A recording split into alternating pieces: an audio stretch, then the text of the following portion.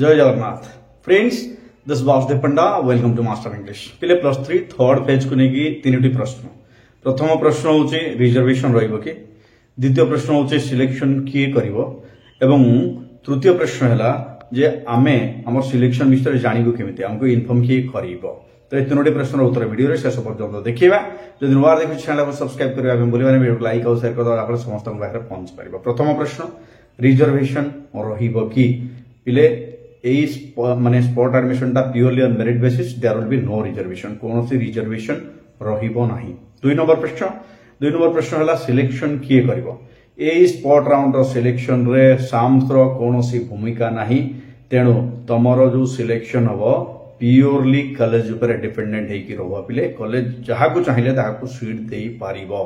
एतरे गोटे प्रकार जदि हमें देखिबा सामथ्र भूमिका किछि नाही केवल पिलामानकु सॉर्ट आउट करिबा पिलामानकु ग्रुपिंग करिबा होची सामथ्र काम। ओके ओके परवर्ती प्रश्न थिला जे हमर सिलेक्शन विषय हम केमिति जानिबा। ये प्रश्नर उत्तर भी बहुत सहज selection merit list college notice board रे कढाबो तापर कॉलेज तरफ रु तुमको कॉल एसएमएस किंबा व्हाट्सएप माध्यम रे मेसेज करिकी जणाई दिया जिवो तुमर सिलेक्शन विषय रे।